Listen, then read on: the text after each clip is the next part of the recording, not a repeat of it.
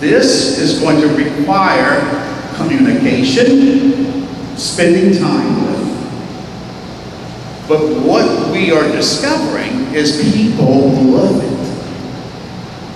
They haven't been doing this, and they love it.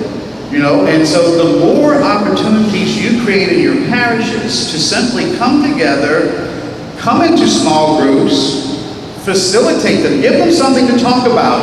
Fellowship is not foreign to us, but think about the times we have come together for fish fries or something here at the school or whatever.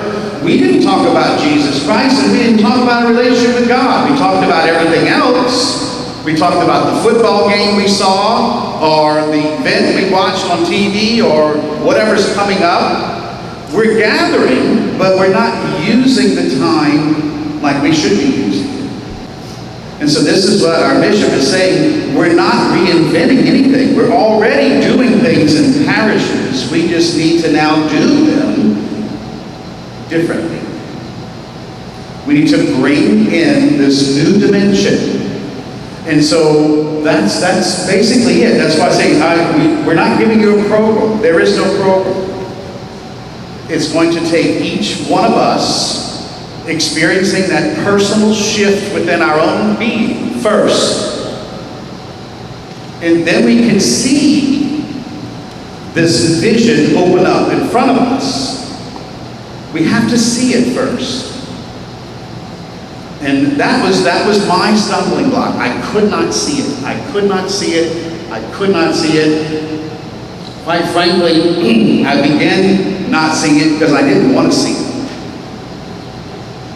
I was comfortable with what I was doing.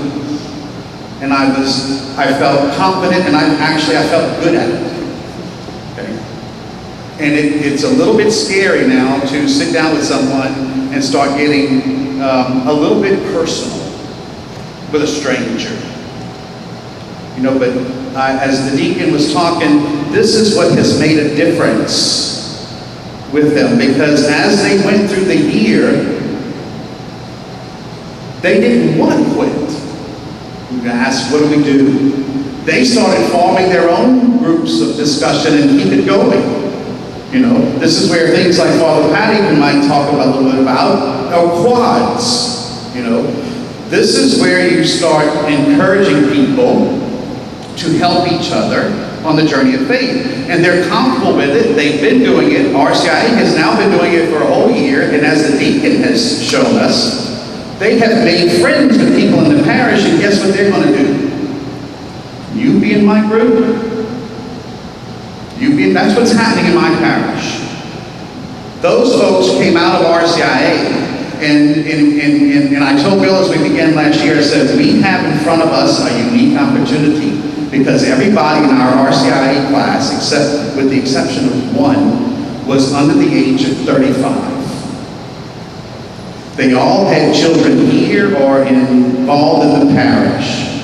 And so those folks came out and started pulling these long-time cradle Catholics out of their shell. They started walking up. One of my dads, he said, I'm shocked. I go drop my children off at school and I see all these daddies, and I said, I don't see them in church. So he said, I started going up to them and asking, hey buddy, when you coming to church? Yeah, you know what? They can get away with that. If I tell them that, you know what they're going to do to me? I can't tell you what they're going to do to me. But they can do it to each other. And Chad would come back to me. He said, I talked to another one today, Father Mike, and he said the same thing. He put his head down. He said, yeah, I know, I need to do better. And that's okay.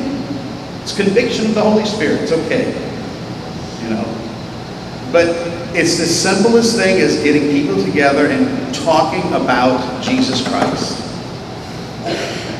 And the Spirit will take it and take it to places where you have no idea where it's going to go. I found myself a few times saying, this thing is blowing up faster than I anticipated, and I'm not ready for them to be where they are yet. Literally. I would go sit in the deacon's office, and I'd look at him and say, I don't know what to do with them now. They're growing faster than I have things for them to do, you know. And I said, I'm not complaining, but it's taken me by surprise, you know, because it happened and I didn't do it. And that's the beauty of it.